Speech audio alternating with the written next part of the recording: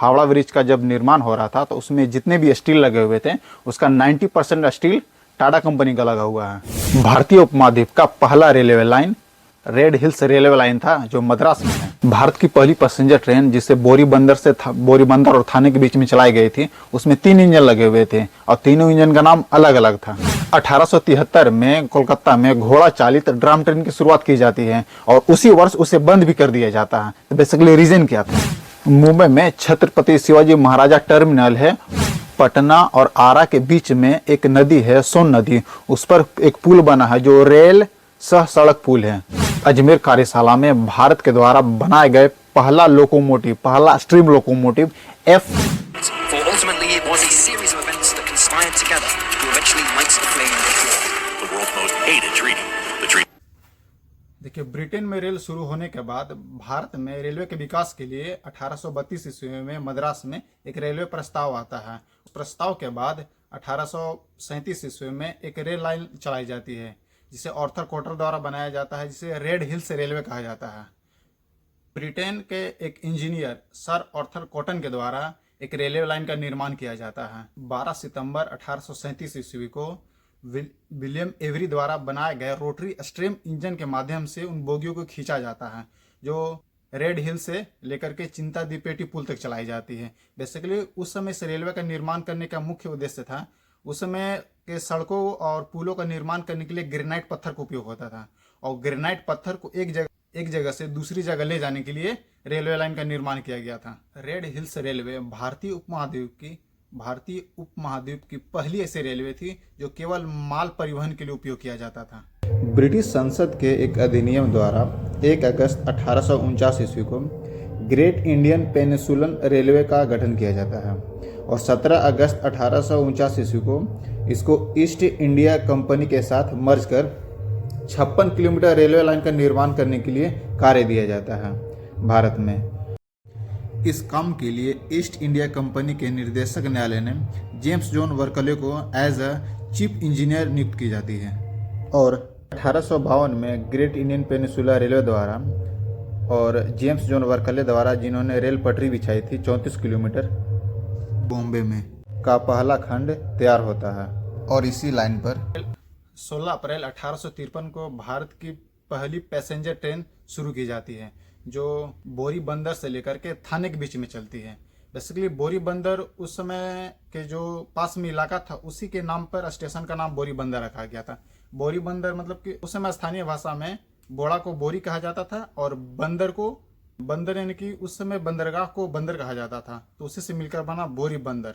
जो भारत की पहली यात्री ट्रेन चलाई जाती है बोरी बंदर से लेकर के थाने के बीच में 34 किलोमीटर और ये 16 अप्रैल को सार्वजनिक तौर पर अवकाश की घोषणा की जाती है। उस समय रेलवे के चलते हुए देखने के लिए हजारों की संख्या में वहाँ पे भीड़ लगी हुई रहती है और पास में एक जॉर्ज फोर्ट रहता है, वहाँ से कई तोपों के साथ ट्रेन को दोपहर के 3:35 में शुरू की जाती है और 4:45 में फाइनली ये थाने पहुँचती है।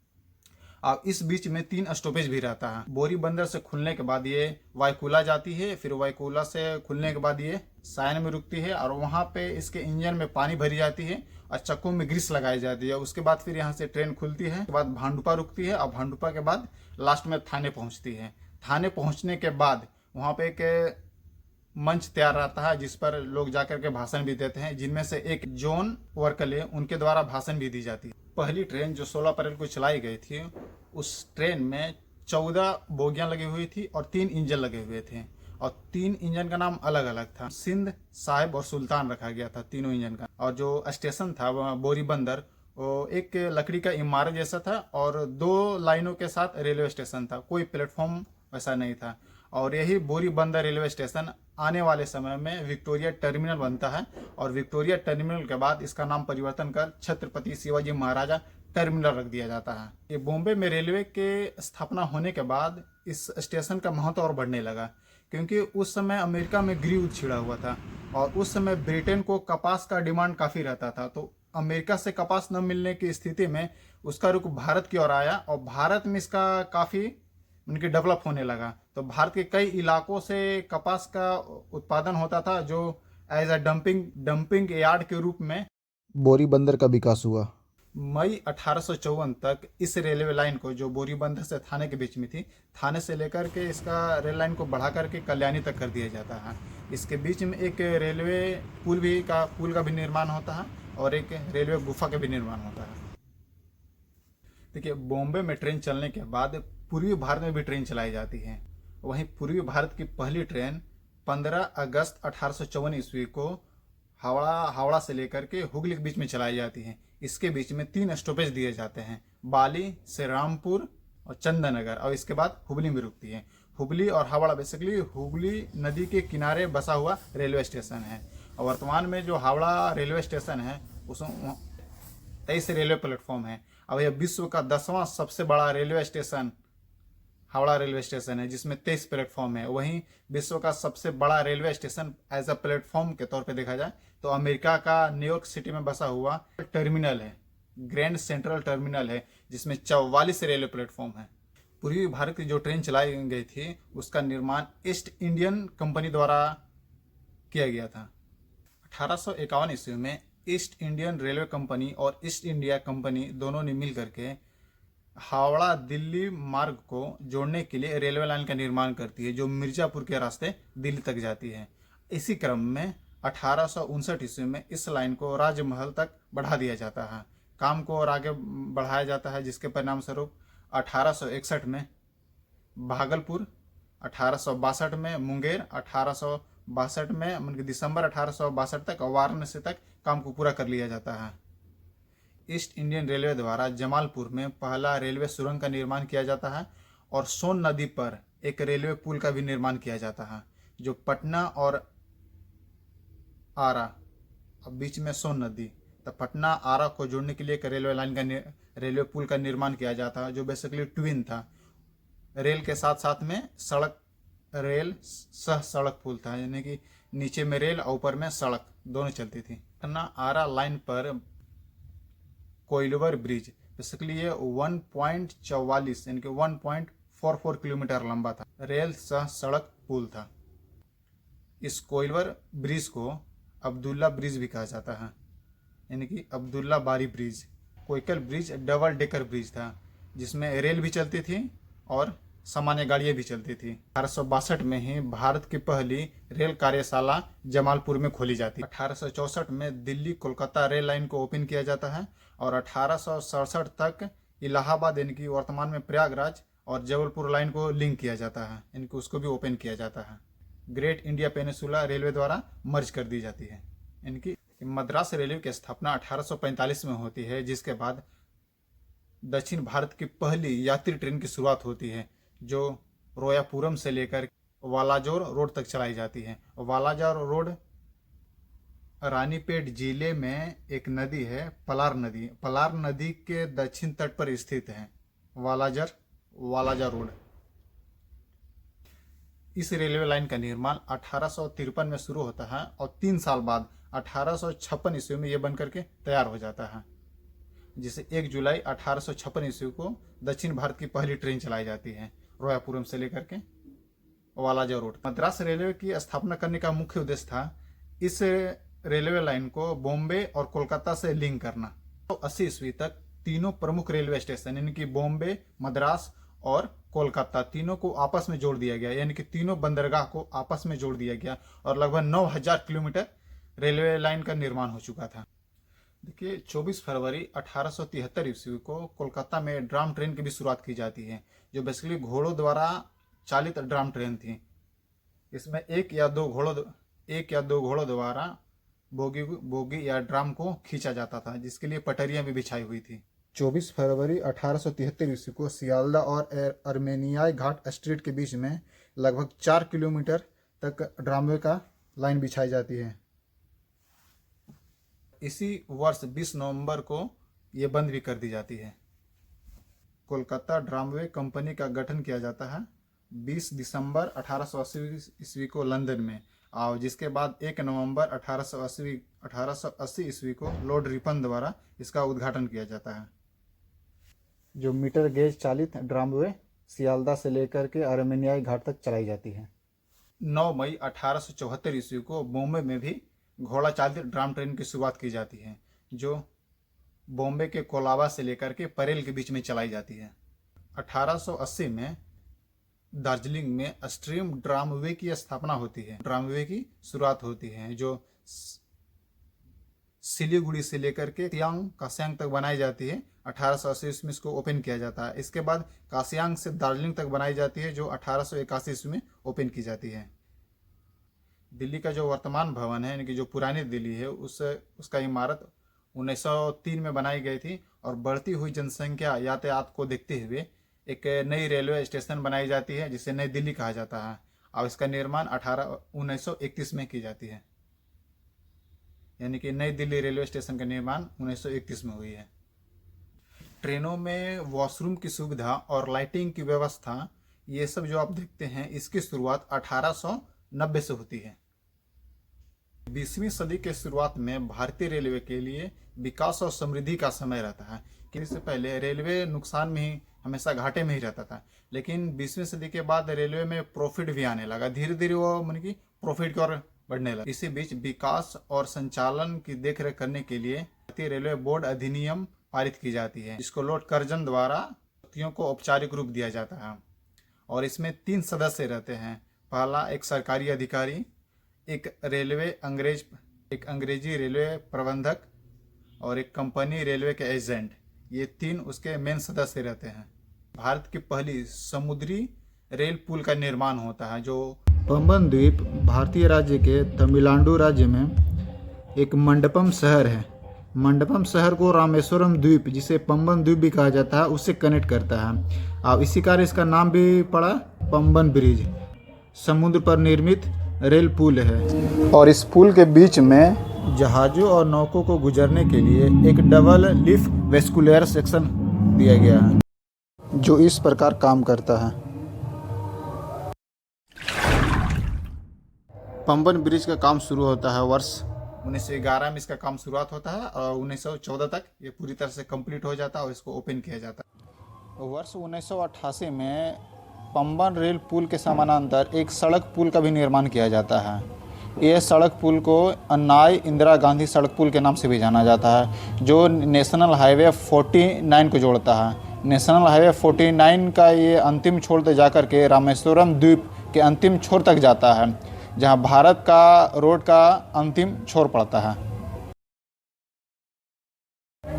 पंबन ब्रिज 2010 से पहले भारत का सबसे बड़ा समुद्री पुल था, लेकिन 2010 में बांद्रा बर्लिन समुद्र सेतु खुलने के बाद भारत का सबसे लंबा समुद्र पुल बांद्रा बर्लिन बन जाता है जो मुंबई में है। 1914 में ही चारबाग रेलवे स्टेशन को ओपन किया जाता है जो उत्तर प्रदेश का सबसे बड़ा रेलवे स्टेशनों में से एक था।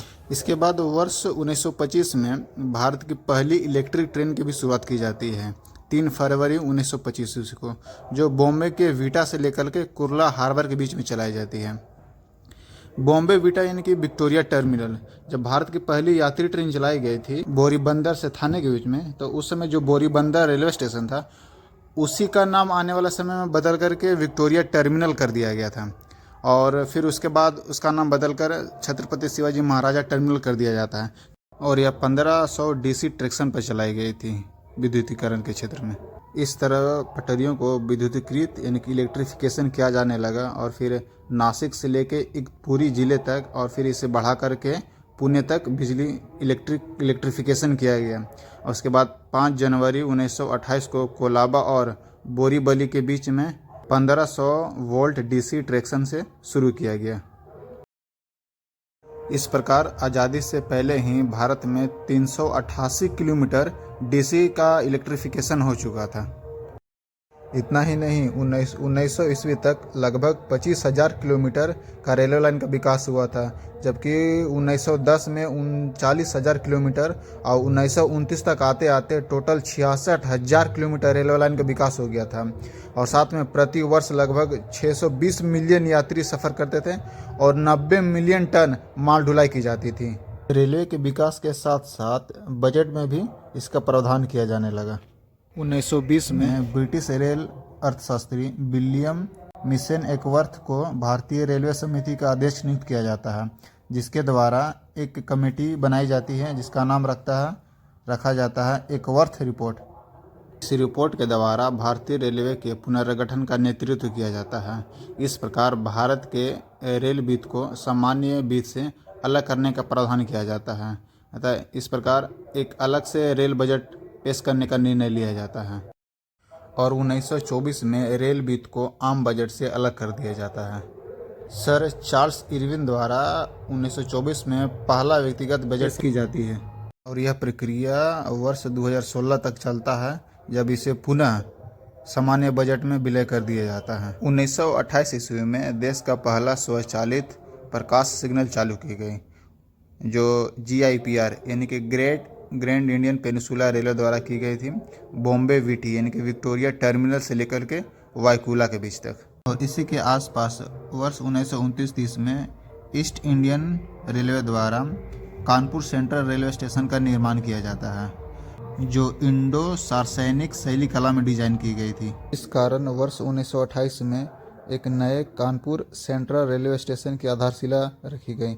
उस समय तत्कालीन गवर्नर सर ऑस्टेन हैडी द्वारा रखी गई थी। काम को पूरा होने के बाद 1930 में तत्कालीन वायसराय लॉर्ड इरविन द्वारा इसका उद्घाटन भी किया गया था। हालांकि कानपुर सेंट्रल रेलवे स्टेशन का इतिहास भी काफ़ी पुराना है। वर्ष 1859 में ईस्ट इंडिया कंपनी रेलवे द्वारा उत्तर भारत में पहली रेलवे लाइन खोली गई थी, जो इलाहाबाद और कानपुर को आपस में जोड़ती थी। उस समय कानपुर मूल रूप से एक छोटा सा रेलवे स्टेशन था, जिसे कानपुर नॉर्थ बैकर के नाम से जाना जाता था। और जिस तरह रेलवे का विकास हुआ और वाणिज्य के क्षेत्र में और सैन्य केंद्र के रूप में विकसित हुआ, उस दृष्टिकोण से एक बड़े रेलवे स्टेशन की आवश्यकता पड़ी और इस प्रकार Kanpur central railway station Kanpur और आसपास के क्षेत्रों के लिए एक महत्वपूर्ण परिवहन का केंद्र बन जाता है। और यह स्टेशन दिल्ली, बॉम्बे, कोलकाता, चेन्नई जैसे प्रमुख स्टेशनों के साथ जुड़ जाता है। और इसी वर्ष 1 जून 1930 ईस्वी को डेक्कन क्वीन को चलाई जाती है, जिसे लोकोमोटिव WCP-1 द्वारा खींचा जाता है। बेसिकली उस समय इसमें 7 डिब्बों के साथ चलाई जाती थी, जो भारत की पहली सुपरफास्ट ट्रेन लंबी दूरी की इलेक्ट्रिक ट्रेन थी, जिसे जून 2022 तक WCAM-3 लोकोमोटिव द्वारा खींचा जा रहा था। उसके बाद WAP-7 द्वारा वर्तमान में से खींचा जा रहा है, जो महाराष्ट्र के CSMT से लेकर के पुणे के बीच चलाई जा रही है। भारत के पूर्वी छोर में पश्चिम बंगाल में हुगली नदी पे एक ब्रिज का निर्माण किया गया, जिसे हावड़ा ब्रिज कहा जाता है, जो हावड़ा को कोलकाता से जोड़ता है। हावड़ा ब्रिज से पहले वहाँ पे एक पेंटू पुल था। पेंटू पुल को रिप्लेस करके उसके जगह पे हावड़ा ब्रिज का निर्माण किया गया। इसके लिए 1906 ईस्वी में एक पोर्ट कमीशन के द्वारा ईस्ट इंडियन रेलवे के चीफ इंजीनियर RS हिगेटिया और कलकत्ता कॉरपोरेशन के चीफ इंजीनियर WB केबे के द्वारा एक समिति की नियुक्ति की जाती है। और इस समिति के द्वारा 6 विकल्प दिए जाते हैं। एक रिपोर्ट के द्वारा 6 विकल्प दिए जाते हैं, जिसमें निर्माण का कार्य कंस्ट्रक्शन कंपनी को दिया गया, जिसका नाम था the Braithwaite Burn and Jessop construction company. Basically ये जो कंपनी है, शुरुआत में तीनों अलग अलग एक इंजीनियरिंग कंपनियां थी। द ब्रेट वेट एक अलग कंपनी थी, बर्न एक अलग कंपनी थी और जेसॉफ्ट ये भी एक अलग कंपनी थी। इन तीनों को मर्ज करके एक कंस्ट्रक्शन कंपनी तैयार किया गया और इसी कंपनी के द्वारा हावड़ा ब्रिज का निर्माण किया जाता है। और हावड़ा ब्रिज से ही इस कंपनी का कार्य शुरू होता है और इसी समय इसकी स्थापना भी की गई थी 20 जनवरी 1935 को। और इस प्रकार हावड़ा ब्रिज का निर्माण का कार्य BBJ कंपनी को दिया जाता है और 1936 से हावड़ा ब्रिज का निर्माण का कार्य शुरू होता है और ये फाइनली जाकर के 1942 में तैयार हो जाता है और इसे ओपन किया जाता है 3 फरवरी 1943 को। बट ये जो हावड़ा ब्रिज का निर्माण है, इसमें कई समस्याएं भी आई हुई थी। हावड़ा ब्रिज के निर्माण के लिए 26,500 टन स्टील का जरूरत था और ये स्टील इंग्लैंड से आने वाला था कई छोटे छोटे खेपों में, जिसका एक खेप 3,000 टन इंग्लैंड से तो आ गया था। सेकेंड वर्ल्ड वॉर होने के कारण बाकी का खेप नहीं आ पाया था। तो उस समय 23,000 स्टील का ज़रूरत था। तो इसके लिए टाटा कंपनी को कार्य सौंपा गया और इसका हावड़ा ब्रिज के निर्माण में जितने भी स्टील लगे उसमें से 23,000 टाटा कंपनी का लगा हुआ है और 3,000 इंग्लैंड से आया था, यानी कि टोटल 26,000 स्टील टन से हावड़ा ब्रिज का निर्माण हुआ, जिसमें से लगभग 90% तो स्टील टाटा कंपनी का ही लगा हुआ है। हावड़ा ब्रिज बिना पिलर का सस्पेंशन प्रकार के बैलेंस्ड कैंटिलीवर पुल है। यह पुल हुगली नदी पर बने 4 पुलों में से एक है। इस ब्रिज को रविंद्र सेतु के नाम से भी जाना जाता है। हावड़ा ब्रिज वर्तमान में दुनिया में अपनी तरह का 6ठा सबसे लंबा पुल है।